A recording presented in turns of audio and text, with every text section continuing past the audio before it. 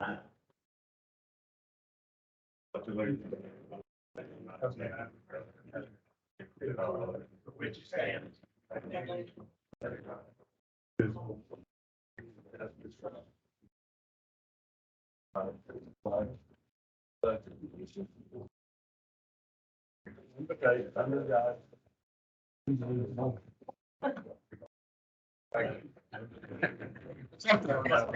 that.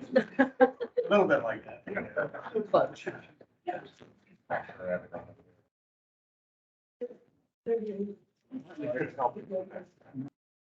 Number two, comments of the general public. Is there anyone from the general public talk here? Item three, consider an act on request for adjustments. Really, I don't have any. anything? Okay, move to the consent agenda. Does anybody have any questions, comments, or concerns about the consent agenda? If not, can I get a motion? The item merchant service processing. I realize it's only 1 month into the year, but the expense is quite the budget. And is there something to cause that? Or that just an unusual blip or Well, what? it's just an estimate. It may have been that high last year. We used the same ratios to try to predict each month, but. Merchant service processing, that's a pretty predictable expense, is it not? Use it. Or the bills may have been higher, so the charges would have been higher. If you look, your water revenue is about 65% over budget because of.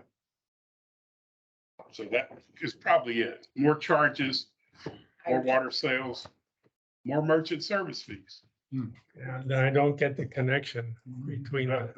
The fees can be based on the bill. Percentage of the bill. So if the bill's higher, the payment's higher, the fee's higher to us. But, it's all paper and computer processing, and I guess I don't understand. It's processing the fee, the credit card payment we pay. Oh, for okay. that service. Yeah, there's a cost associated and it's a percentage based on the revenue. You find more people paying by credit card now? Really? All electronic platforms, yes. Credit card, bank draft and such. I had a question on the water service repair. Is that our Taucus friends again, or that's semi-fire? I don't think so. We can check and see. They're not active in the Woodlands right now. I haven't been for a couple months. I think we'll get to that later in your report on your. Yeah, I just was curious. I mean, that 5,300.5. We'll look at it and see what it involves. Any other comments on consent agenda? Move for approval of the consent agenda. Can I have a second? Second. All in favor? Those, move on to regular agenda, item 8, receive the Center River Authority report. Yes, sir. I apologize, our financials came in late, so you have a supplementary. Yeah. As far as operational, then I don't have anything to add. If you have any questions for me, I'll be happy to answer them, or I can use this report.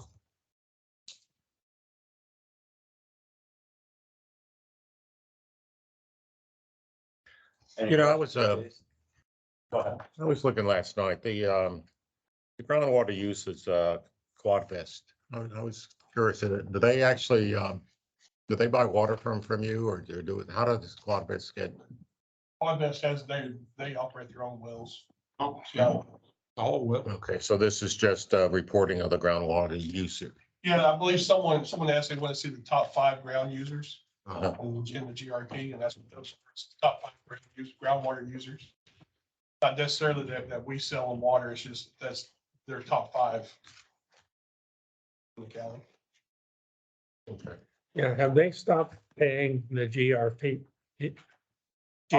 fee altogether, or just the, I believe Quadvest is one that stopped paying altogether.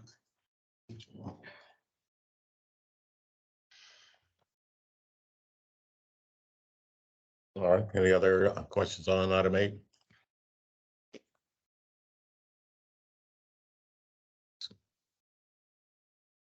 So also, I placed a couple handouts in front of you today too. Late revisions and it didn't make the packet. So one of them is a proposed schedule. And the second one is 8 pages of figures and exhibits that I'll touch on.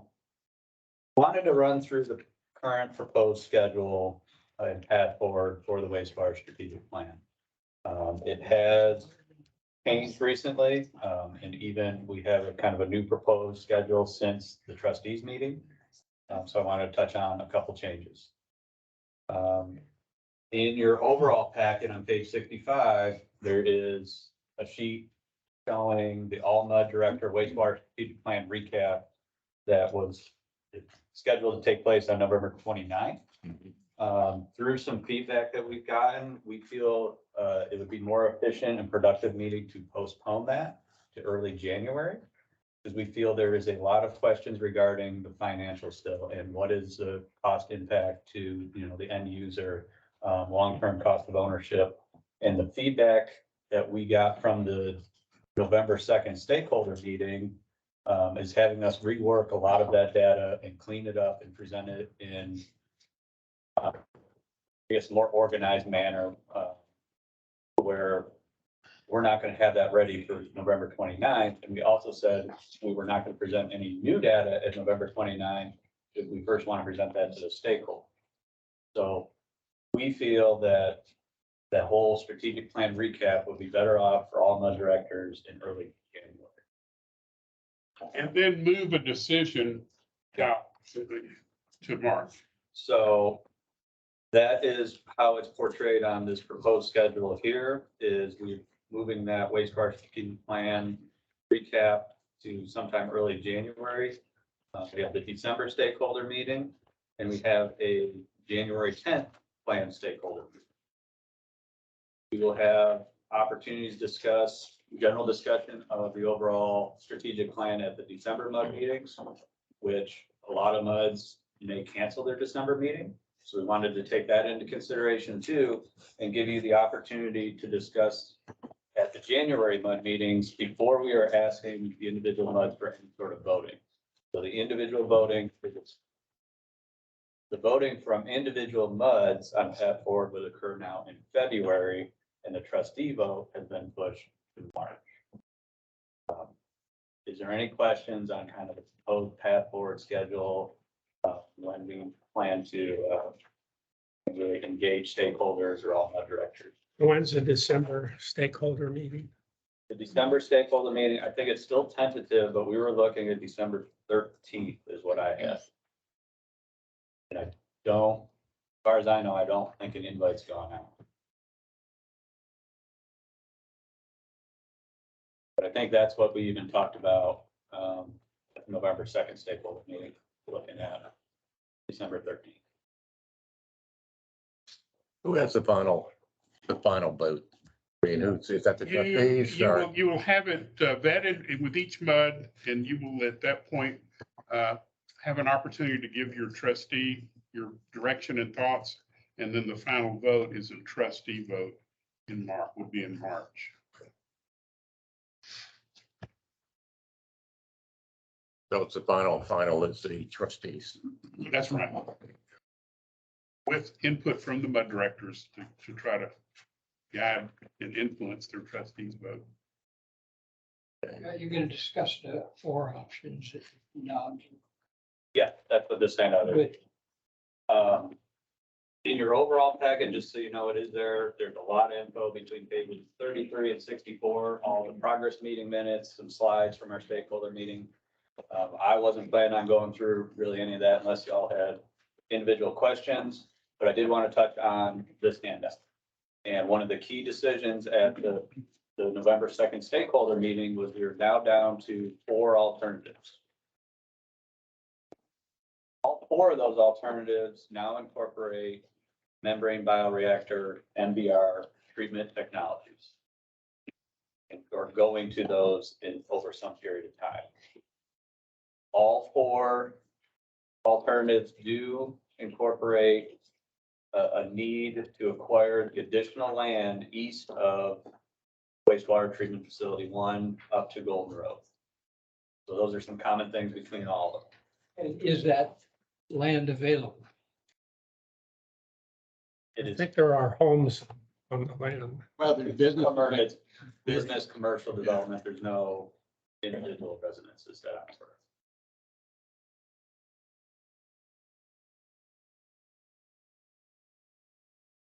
How is that gonna affect those,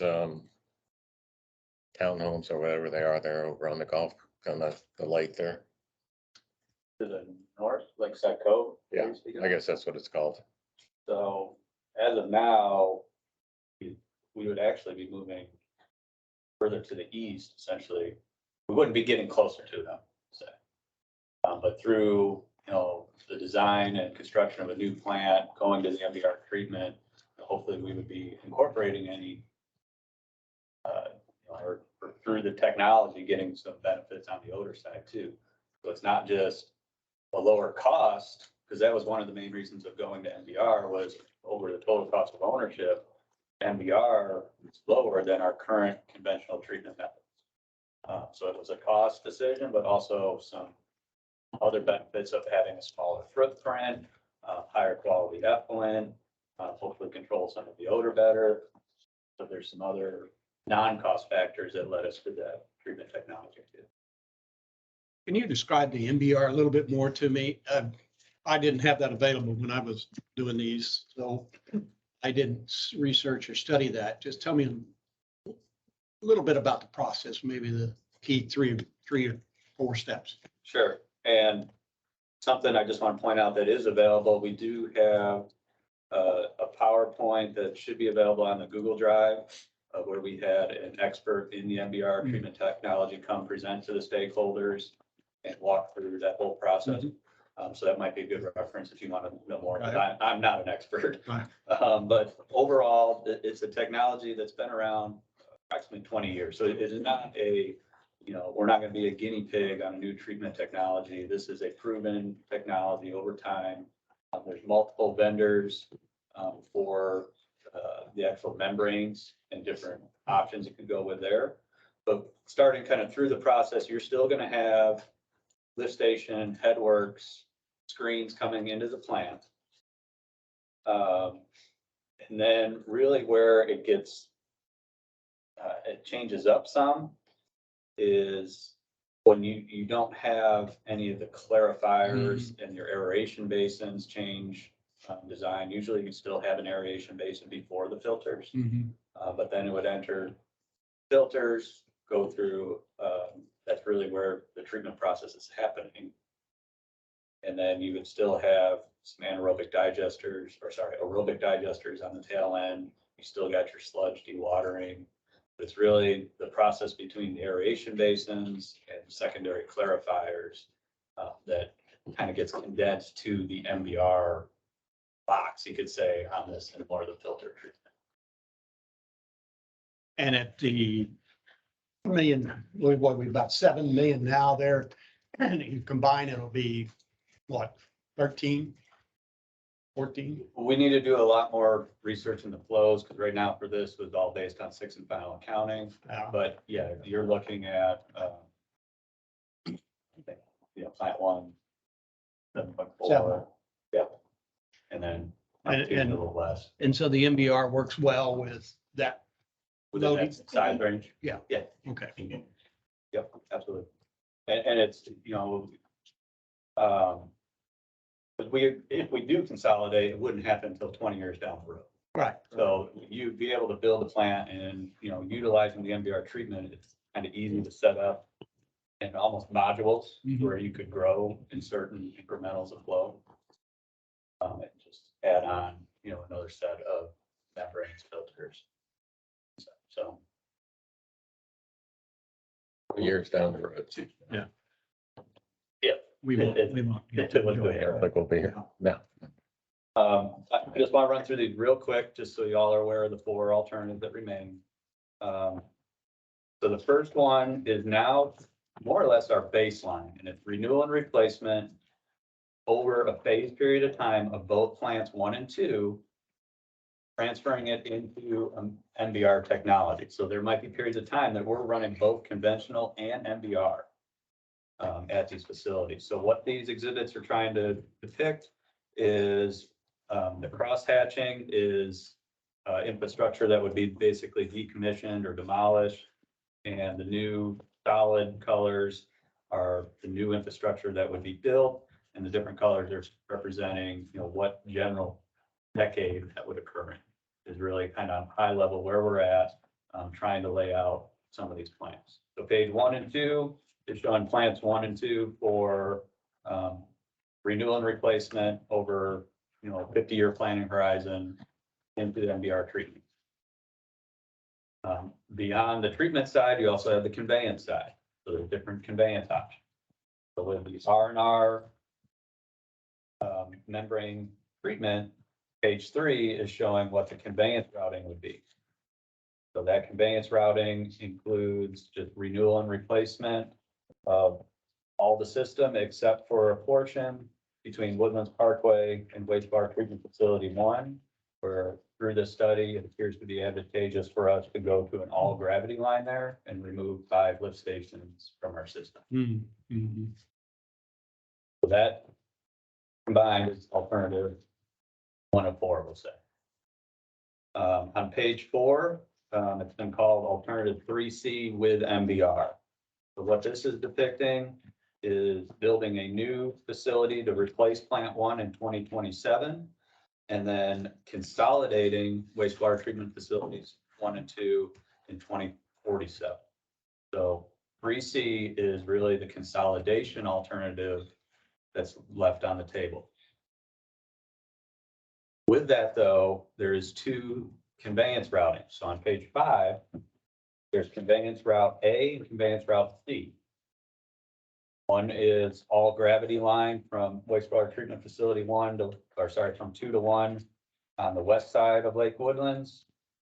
Conveyance route C is a mixture of force main and gravity that goes on the east side of Lake Woodlands and utilizes some existing infrastructure that's in the ground today.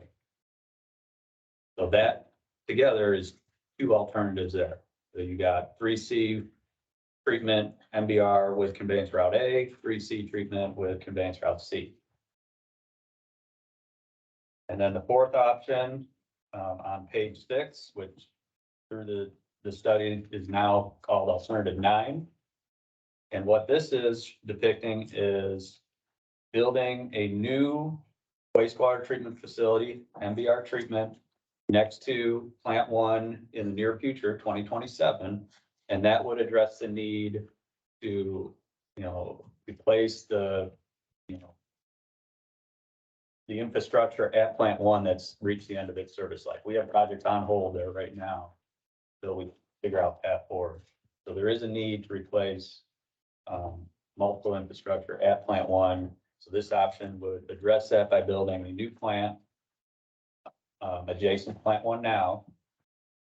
Then what we're looking at long-term for that is on page 7 is wastewater treatment facility 2 would remain as is, except for it would be phased over time MBR treatment.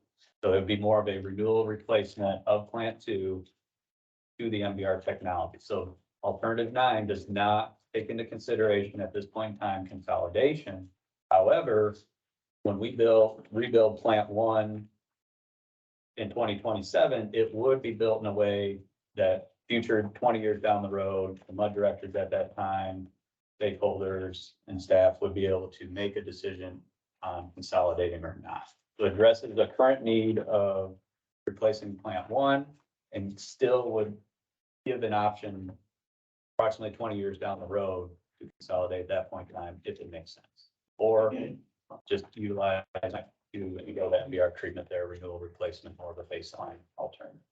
So I know that's a lot, but I did want to pass that along, the 4 that do remain.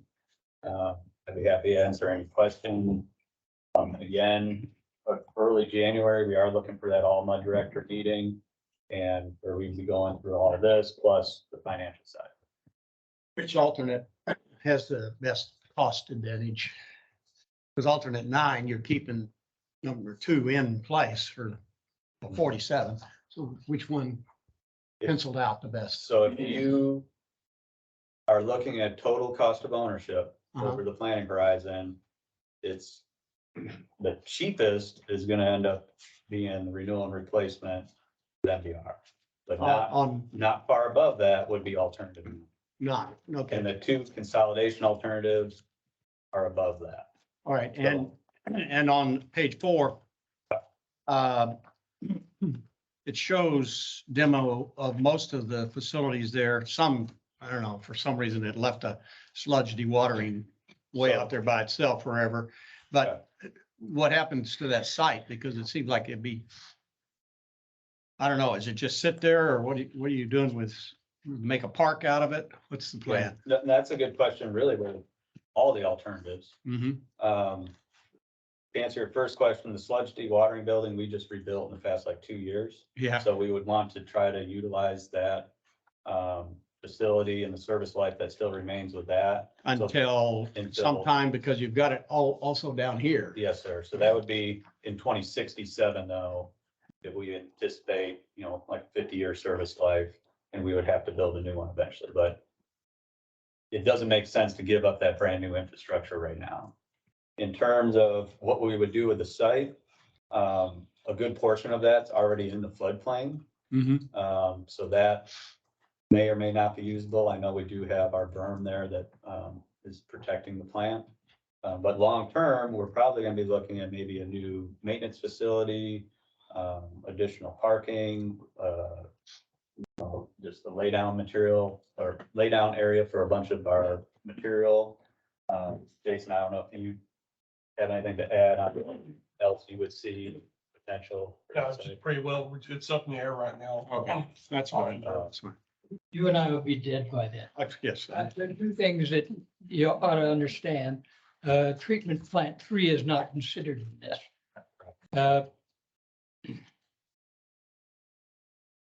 And if we become a town, a city, we cannot use San Jacinto River Authority in Harris County. So that Creekside will have to be a separate facility.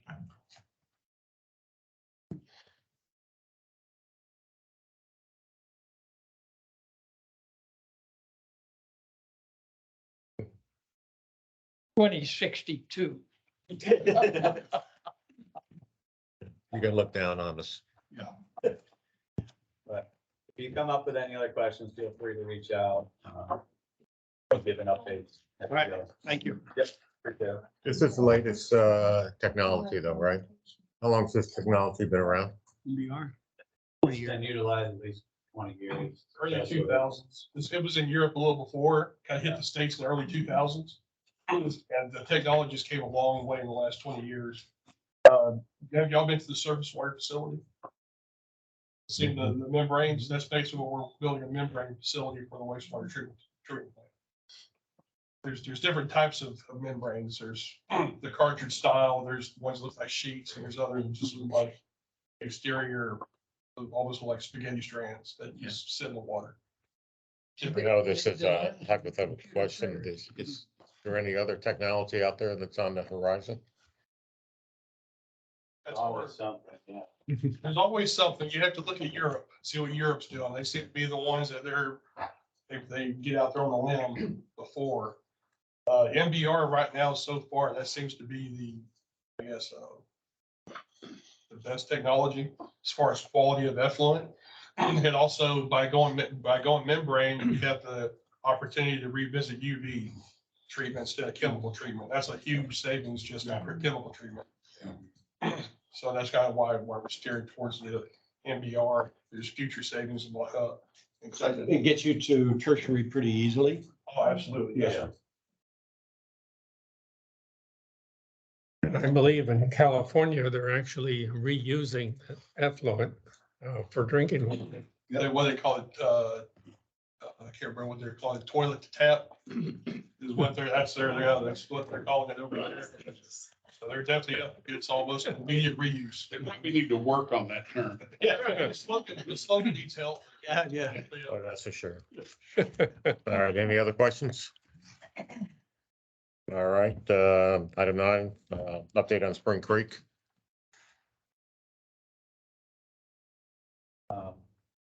So yesterday we had a meeting with just the funding partners. Today there is another stakeholder meeting to basically summarize any of the other stakeholders that have participated in this study, you know, beyond the funding partners of just what the path forward was. So that is at 2:00 today up at our SRA General Administration Building. So who's going to be at that meeting?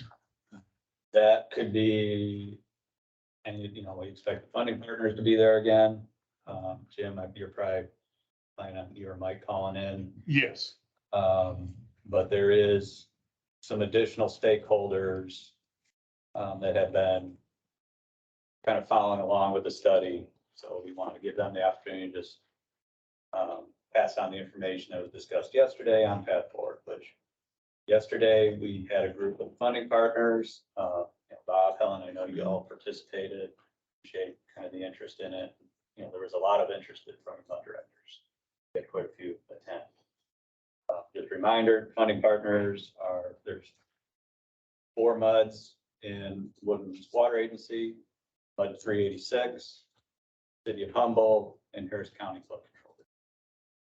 So we've laid out a whole flow chart on various paths, the deliverables, the costs associated with those, on how to proceed.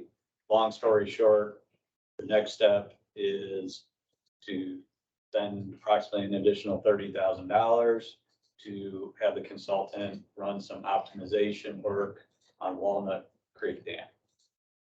They've already run most of that for Birch Creek and developed a revised benefit cost ratio. The plan is to develop those revised benefit cost ratios, develop some exhibits of how those reservoirs may be optimized in size, location, and then sit down with the developer, Rice University, the solar farm folks, and really try to see if there's an opportunity for a partnership. And then after that occurs, we would regroup with funding partners and determine path forward again. It's a limited financial cost right now to get to this next step, but I think it was expressed by more than one that it really would be an opportunity lost if we couldn't figure out a way to partner with Rice and the solar farm where you've got a green energy source and a water drainage improvement project that could coexist. And the engineers believe that it's really possible for that to coexist on that land. And it's just would be a shame if we didn't push that to the very end, trying to come to some agreement with Rice and the solar people. I think That's similarly. 30,000 each MUD or total? It's not, no, it's a rate, the MUDs have already funded their portion. It's nothing additional. But it's a ratio. I can't remember the ratio is. 30,000 total. Yeah, for this last ditch effort. And we already paid our share. Yeah, we paid our share. I guess if at some point we cut it off, there would be a refund, pro rata refund back to the funding partners. It sounded like, Jacob has some contacts at Rice that would be very worthwhile to pursue. And I don't know if that was very well accepted yesterday. I cannot understand why the discussions with the developer on Birch Creek were so antagonistic. This could be sold to future buyers of that property, you know, homeowners, as a way of protecting their property. And I just, you know, there have to be some people out there that are able to convey that message in a way that could convince a person. Otherwise, it seemed very disappointing that those two projects were even looked at if they already knew that they were gonna be hitting such a brick wall with the two property owners. I mean, I just, it's a big disappointment where it stands now, and I hope there's some Well, the thing that- encouragement to try and get that message across so that the existing property owners can be convinced of the importance of this and the need and, it's failure of our land use procedures in this part of Texas. I just don't see why the developers should have that much power over protecting the people who already live here. Enough soapboxing. Another thing that concerned me is the only dirt that was envisioned being moved and put in place was the earthen dam. There may be an opportunity to just reconfigure, and the dam would retain water, and they show a diagram of just where the water would be contained. And I think they could change that by actually pushing dirt out of the retention basin, which would increase the capacity of the retention basin, put it up high enough that they would keep that land out of the floodplain and would shrink the entire outline of the facility even more. And it could be reconfigured to the point where I think you could put in park recreational facilities, maybe even a golf course, I don't know. I haven't seen the land out there and just to see what can be done. But I think if the engineers were to come up with an attractive design with amenities, and one thing that was brought up by the consultant is by putting in that facility, the developer would not have to build detention ponds, because he could use this facility as a detention pond. And in return, that area could be used to put houses on. So, I think there's some real possibilities to use imagination and to come up with something that's attractive. I think my impression is that the initial conversations with the developers was, here what we want to do. Is that okay with you? And they said, hell no. And there was no discussion of how this could be a win-win situation for both sides. I think it's different with the solar people too. And I cannot understand why the solar panels can't be elevated to keep them out of the water and push more dirt in that area, so you really don't have to build them that high. And hopefully that's what the engineers are working on.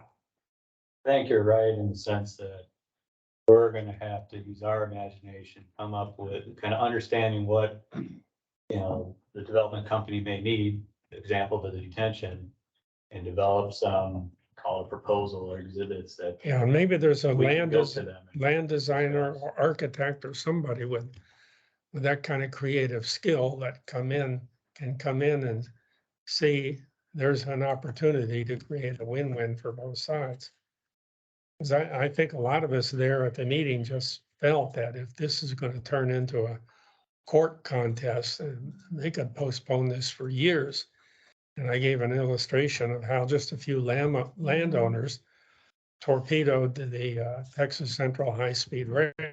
And I see the same possibility happening here if we don't get creative and use our imagination. That's the thing that bothers me. I mean, it's been what, 5 years since Harvey, and those people know better off than they were 5 years ago. And, this can go on for 20 more years. And we're just spending money, and you're right, the solution is, it's hard. you know, to get things changed around here. Still think you're better off just buying the homes out and making a park there and even a golf course or something.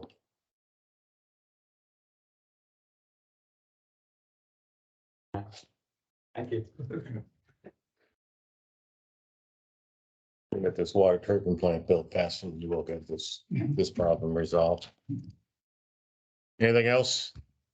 Item 10, attorney's report. My name's Katie Blasio. I'm filling in for Brian today. He's at a fundraiser all day today. So I'm taking all the meetings for him today. I don't have anything specific for you under the attorney's report today. All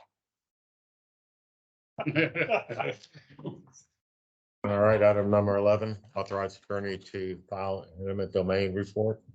This is an annual administrative item, as a political subdivision with the power of eminent domain, which this district is. You're required by, chapter 2206 of the Texas Government Code to file an annual report by February 1st of each year. That there's certain information we have to provide, but one of them is just if and when you exercise the power of eminent domain throughout the year, or if you didn't at all. So that's something that our firm does for all the districts on your behalf. So we just need that authorization to get started on that. So we can submit your deadline. I so move. Thank you. Second. All in favor? Aye. Opposed? All right. Thank you. Item 12, receive information on merchant service fees. At the trustee meeting, we had a discussion regarding that expense. It's gone up and up as more people have used electronic payment platforms, including credit cards and other formats. We are seeing a trend with other utilities and other vendors to start recouping some of that expense. I don't know if you've tried to pay your bill, maybe your electric bill or your gas bill. And we're seeing that there's a fee charged for that to the customer. So anyway, there's going to be the president, Bob Lux, asked the Finance Audit Committee to take a look at options that might could be looked at and brought back to the trustees to see if there's a consensus for recouping some of that expense. It is in each individual MUD budget. It's not a Woodlands Water Agency expense. It's a MUD budget expense, but it's a big number, and the trend is to do things to offset that expense. Are the bank transactions, if I go to my bank and say, they're automatically you withdraw from my bank, or I sit at home and say, bank credit you, are those charges?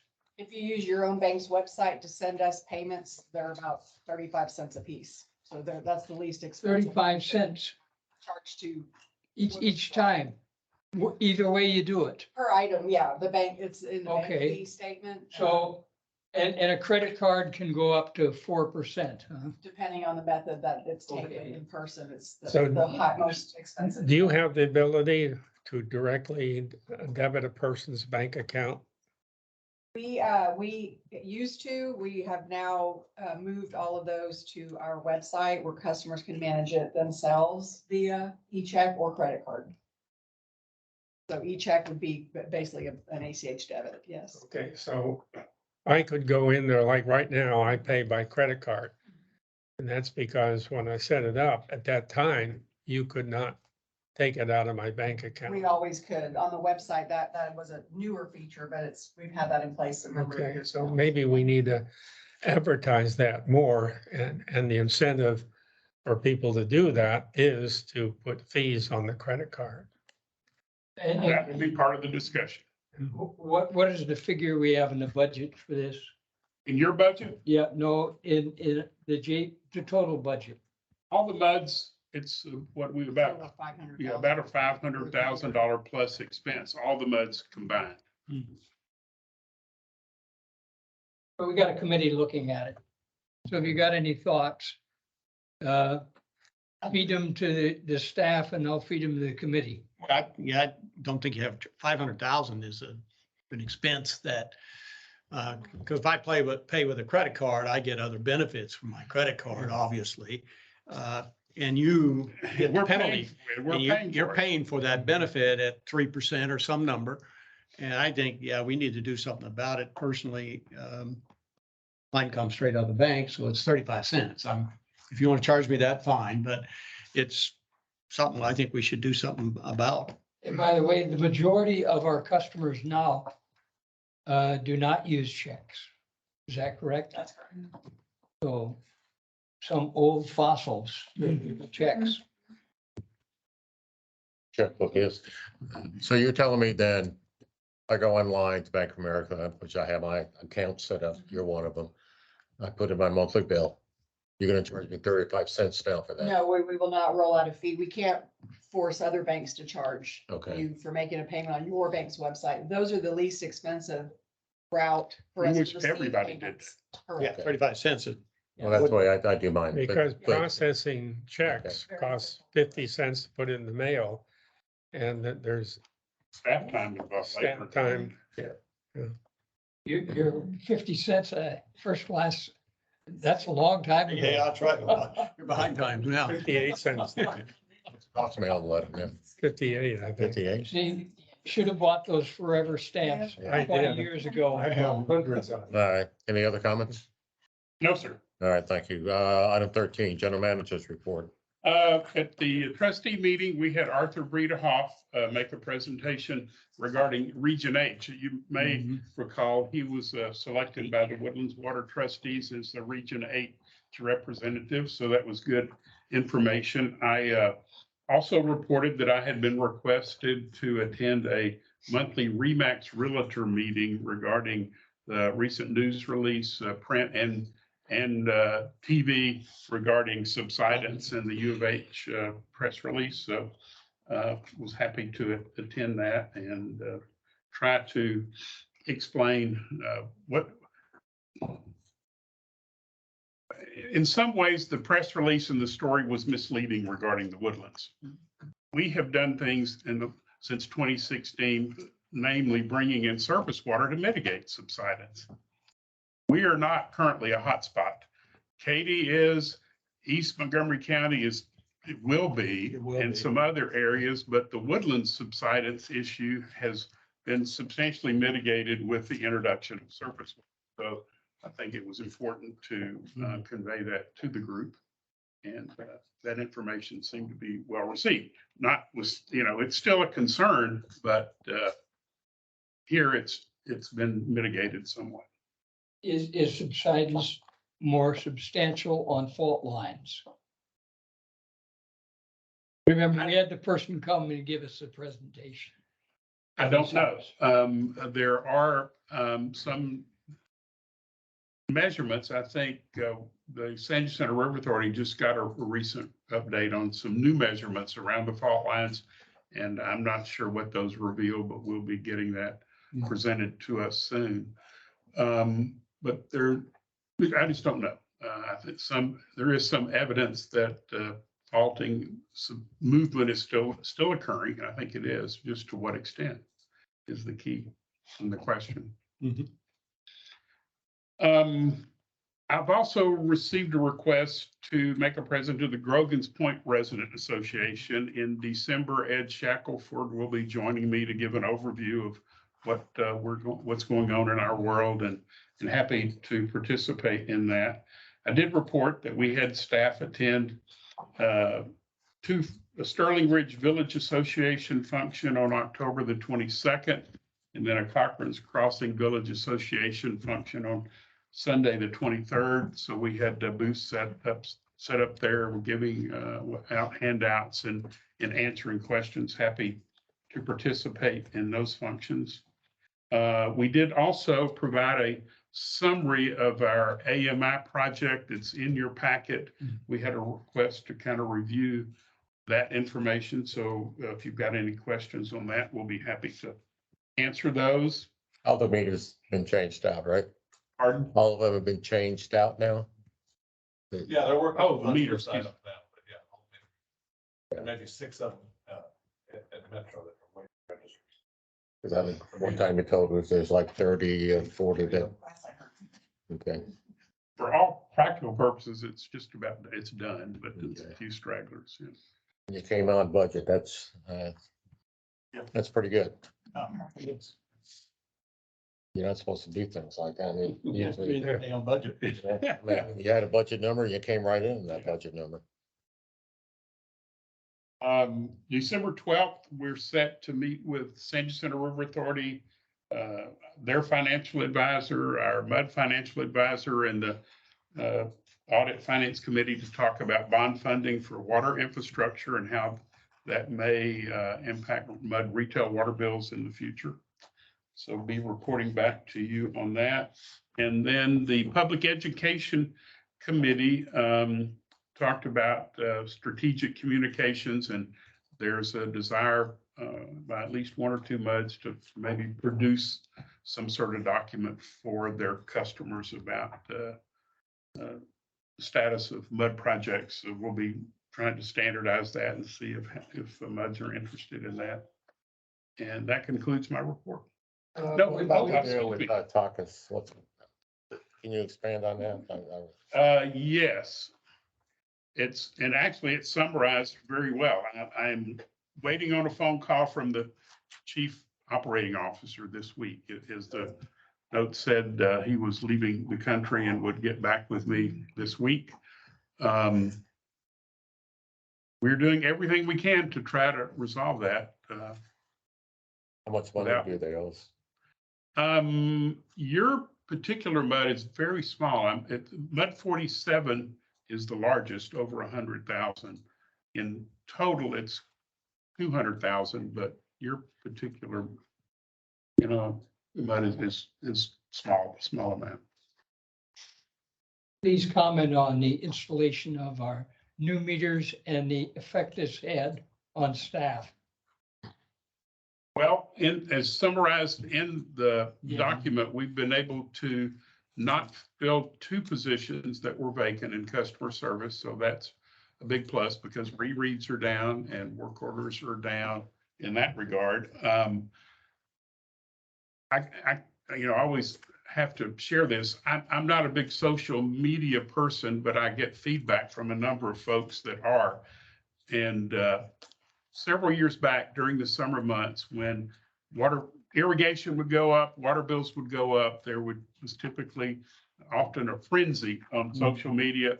The meter's not being read, the meter's broken, you need to call the water office and get it changed out, or that sort of thing. And the tone now is completely different. The people will say, your meter is accurate, your meter is red. If you've got high usage, it's probably irrigation or a leak. Call the water office and they can help you with that. So the tone is completely different, which is a very good thing. Rereads are down. I think the number we showed, for the summer months. So that's a good trend that we hope continues. And because you're getting information, if you have an increase over your average usage, people are finding out that they have a leak in their water line between the meter and the house. And they've been thanking the MUD because they said, we didn't use our sprinkler system and we didn't, but it's got this leak. No, it's got this high water usage. And you go out and you find out right now, so they don't have to go 5 months, paying a high water bill because they got a leak in their own system. And even a small leak, if depending on how the customer's utilizing the platform, it will notify you of a continuous usage, which doesn't have to be a large volume leak, but just a leak necessary. And we're getting feedback, or I am, from the plumbers in the community that they're being overwhelmed with calls because they're to come find a leak. And is it true that our original contract didn't include the program to notify our customers? that you bought that separate? Well, the Water Smart portal that we purchased we purchased that actually before we went to the full AMI program. We purchased that to be, help us with the AMR program and just customer engagement, customer communications. But fortunately, it interacts very well with the Neptune 360, the AMI system. So the benefits are numerous to the customer if they actually engage and use that portal. And there's no problem with the automatic reading of the meters because of trees block the signal. There is occasionally we don't, but we'll get a notice. If it doesn't get a read, give us a chance to go out and try to correct that. But I'm not sure if we know the exact coverage, if you will. And I think with the towers we installed, we expected to get to 90% plus. I don't know that we've measured that yet because we're just getting to the completion of the project. But I don't, as far as not getting a signal, is that Not at all. Not There's a something few that we we're- have to drive by and pick up, and we're working through those now, figuring out why. Is it the antenna problem, or maybe they're in a dip? But, 30-something thousand meters, we didn't expect it to be 100%. We knew there would be those, but the benefit is we don't have to go and actually read the meter. We just drive by and we get the signal. Right. You still considering the next step where you won't have to drive by at all? No, well, the drive-by is only on those that aren't, the signal's not coming into this office.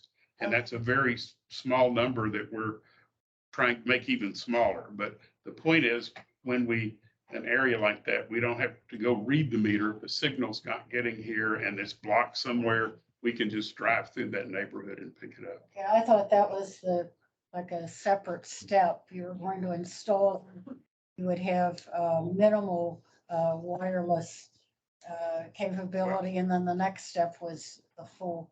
And that was the initial plan, was just to do what we call AMR, automated meter Right. reading. And then there was a decision made to go ahead and go the next step, put in the towers and go full AMI, which I'm grateful that we got support from the MUDs to do that. That was big. During this time, it was. That probably was, yes. Anything else on your report? We had 2 compliment emails in there, one on me and one on another employee. So I'm ready to make sure we bring those to your attention. And I see that Jeannie completed 26 years. Congratulations. Did you get that nice one in your envelope? Well, Those are on 5-year increments. Oh, 5-year. I guess we're really on item 14. Yes. I noticed you just jumped right ahead, so I figured you knew what you were doing. Was there any other further on item 14? All right, trustees report. That's you, Hartley. There's nothing that hasn't been covered by the minutes or by our general manager. Are there any questions? I will report that we have not been approached because they haven't come to the point where we're going to talk about bonding or getting monies from other sources and then putting it in the water and sewer rates, when in fact we have bought out of the last 2 bonds. We have built up enough money so that at 5.8 out of a $25 million bond, we only take about half our money. If we're going to have a $50 million bond, then we got to look at maybe continuing 7 cents to build up more reserve. And I've been told that the staff is not appreciative of our thinking we want to buy out of the bond and be different than the other months. If we're going to raise water and sewer rates, and maybe we can get all the MUDs back with the same water and sewer rates one of these days. took us 7 years to get uniform water and sewer rates. And then we got new directors and they said, our mud's different. Just reminders, well, first of all, Christmas, your mud meetings are the week of Christmas in December. We have received reports from a number of directors that they would like to consider not having a meeting in December, so, We normally. We were do gonna that. discuss that. okay. And the other thing on the trustees, I see where John Yoris was elected. Yep. So, And the other guy as well. No, Ridgeway. no, Ridgway wasn't elected. Wasn't elected? No. And there's new board of directors, so that should be very interesting. Okay, recess, and we have nothing to recess. Correct? Okay, reconvene. All right, discuss further matters to be placed on the agenda. We've got the meeting next month. I make a motion that unless something comes up that we need to meet, that we cancel the December meeting. I second it. Favor? Aye. Opposed? All right. Anything else on the future? Told the WWA trustees that normally we defer that, as you said, unless something comes up. We're not gonna have the meeting. And one of the newly elected trustees jumped all over me. He said, what do you mean defer?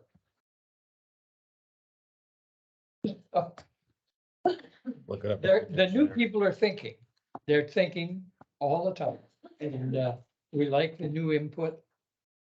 It just, it gets a little tiresome to reinvent the wheel for us. We have been for a long time. Anything else on future agenda? Do I have a motion to adjourn? Adjourned.